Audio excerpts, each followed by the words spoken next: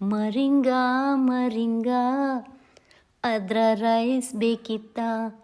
ನುಗ್ಗೆ ಸೊಪ್ಪಿನ ರೈಸ್ ಇದು. ಪಲಾವ್ ಥರ ಮಾಡಿಕೊಂಡೆ, ರುಚಿ ಉಂಟಿದು. ನುಗ್ಗೆ ಸೊಪ್ಪು ಸಿಕ್ಕುದೇ ಅಪರೂಪ ಅಲ್ವಾ? ಅಕಸ್ಮಾತ್ ಸಿಕ್ಕಿದರೆ ಈ ರೈಸ್ ಒಮ್ಮೆ ಟ್ರೈ ಮಾಡಿ ನೋಡಿ ಆಯಿತಾ.